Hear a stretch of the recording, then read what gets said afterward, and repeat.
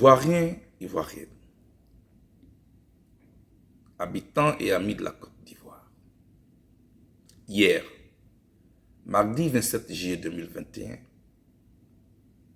le président de la République de Côte d'Ivoire, son Excellence Alassane Ouattara, et son prédécesseur, le président Laurent Gbagbo, se sont rencontrés.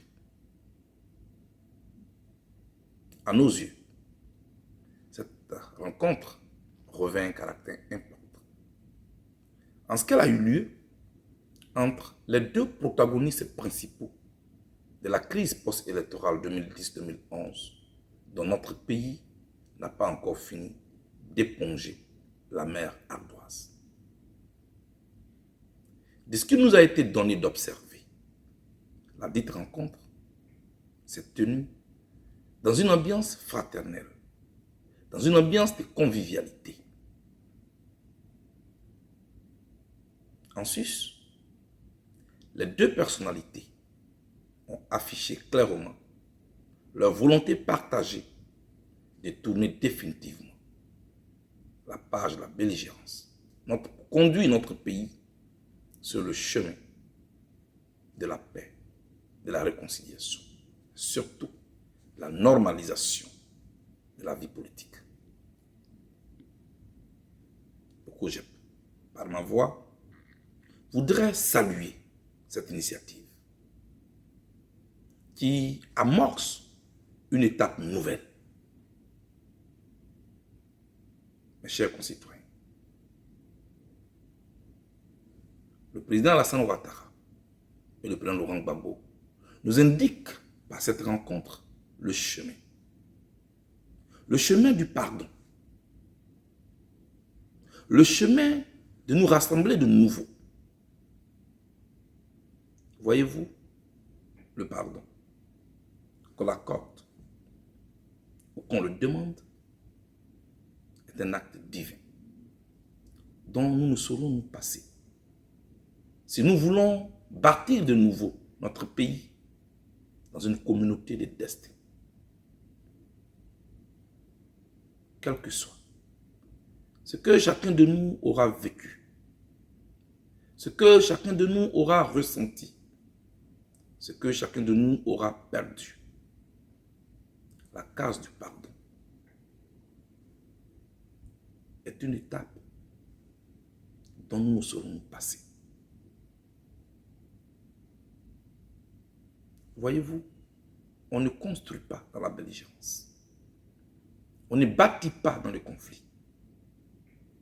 C'est pourquoi je voudrais ici inviter chacun et chacune de nous à accompagner cet élan nouveau que nous indiquent clairement les deux protagonistes principaux de la crise post-électorale 2010-2011.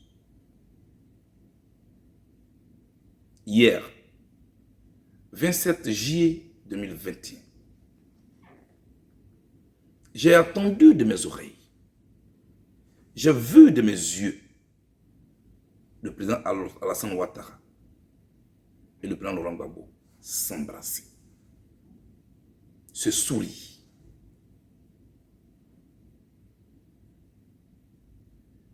Mes chers compatriotes, c'est un acte fort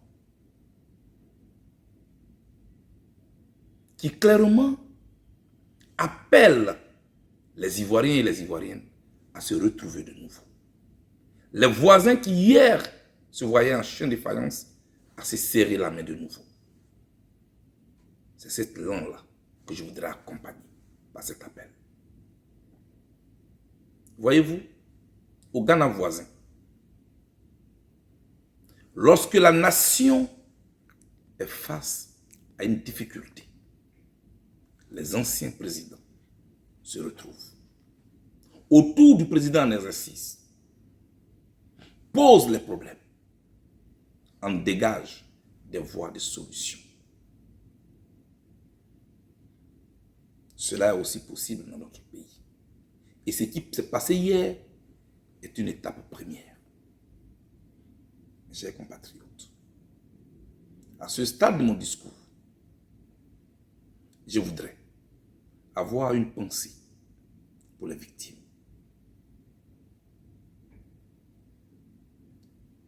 Ces Ivoiriens et ces Ivoiriennes n'ont pas choisi d'être des victimes. Elles ont été victimes et elles sont victimes de par l'incompréhension de la classe politique ivoirienne. Maintenant que les acteurs politiques se retrouvent, je souhaite que la réparation des victimes, je souhaite que cette réparation morale ou matérielle soit inscrite à l'ordre du jour pour apaiser les cœurs, pour penser les plaies.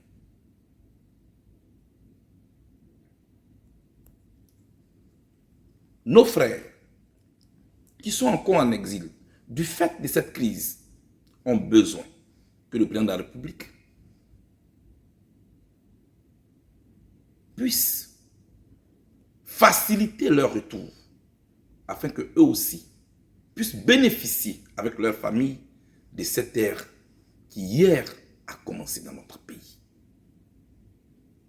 Ceux qui sont en prison, qu'ils soient des civils ou des militaires, ont leur regard tourné vers le chef de l'État, afin qu'il puisse aussi leur permettre de bénéficier, de profiter de ce qui s'est passé hier. En ce qui me concerne, ma volonté de servir d'aiguille pour recoudre ce qui a été déchiré ne s'est nullement altérée. Bien au contraire, elle a été renforcée, elle a été confortée par ce qui s'est passé hier. Faire renaître la Côte d'Ivoire de ses cendres, cela est encore possible.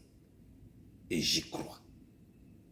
Car je reste encore convaincu que ce que notre pays a traversé et continue de vivre n'est nullement une fatalité. Bien au contraire, cette situation appelle notre intelligence à pouvoir se mettre en mouvement pour tourner définitivement la page du conflit. Pour que le citoyen lambda ivoirien puisse vaquer tranquillement à ses occupations, sans avoir la peur du voisin, sans considérer l'adversaire politique comme un ennemi. Cela est encore possible et j'y crois. Que Dieu bénisse la Côte d'Ivoire. Je vous remercie.